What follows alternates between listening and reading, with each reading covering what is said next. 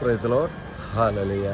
ഇന്ന് നമുക്ക് കാണുവാൻ സാധിക്കും, നമ്മുടെ ഇരുണ്ടളഞ്ഞ വേളകൾ മധ്യാഹ്നം പോലെ ആയിത്തീരും എന്ന് ഈശോ ഈ തിരുവചനത്തിലൂടെ പറയുകയാണ്.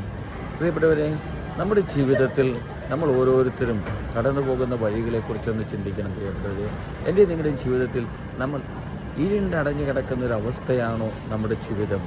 പ്രിയപ്പെട്ടവരെ, ആ ഒരു ജീവിതത്തിന് മാറ്റം വരുത്തുമെന്ന് ഈ തിരുവചനത്തിലൂടെ ഈശോ നമുക്ക് കാണിച്ചു തരികയാണ്. അത് എങ്ങനെയെന്ന് നമുക്ക് കാണാം. പ്രിയപ്പെട്ടവരെ, യെശയ്യാ പ്രവാചകൻ്റെ പുസ്തകം 58:10 തിരുവചനത്തിലൂടെ ഈശോ പറയുകയാണ്, വിശക്കുന്നവർക്ക് ഉദാരമായി ഭക്ഷണം നൽകുകയും പീഡിതർക്ക് സംതൃപ്തി നൽകുകയും ചെയ്താൽ നിന്റെ പ്രകാശം അന്ധകാരത്തിൽ ഉദിക്കും, നിന്റെ ഇരുണ്ടടഞ്ഞ വേളകൾ മധ്യാഹ്നം പോലെയാകും.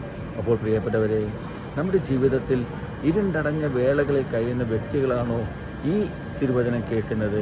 അങ്ങനെ ഒരു അവസ്ഥയിലൂടെ കടന്നു പോകുന്നവരാണെങ്കിൽ പ്രിയപ്പെട്ടവരെ, ഓർക്കുക, വിശക്കുന്നവർക്ക് ഉദാരമായിട്ട് ഭക്ഷണം നൽകുവാൻ നമ്മുടെ കൈകൾക്ക്, നമ്മുടെ മനസ്സിനെ, നമ്മുടെ ഹൃദയത്തെ, നമ്മുടെ ശരീരത്തെ എല്ലാം നമുക്ക് ഒരുക്കുവാൻ സാധിക്കണം. പീഡിതർക്ക് സംതൃപ്തി നൽകുവാൻ നമ്മളെ കൊണ്ട് സാധിക്കണം. പ്രിയപ്പെട്ടവർ, അപ്പോൾ നമ്മൾ പ്രകാശമായി തീരുമെന്ന് ഈശോ പറയുകയാണ്.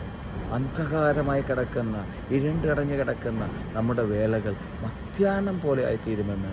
പ്രിയപ്പെട്ടവരെ, ആ ഒരു അവസ്ഥയിലേക്ക് കടന്നു വരുവാൻ, ആ ഒരു ജീവിത ശൈലിയിലേക്ക് കടന്നു വരുവാൻ നമുക്ക് ഓരോരുത്തർക്കും സാധിക്കട്ടെ. ഹല്ലേലൂയ, ആമേൻ.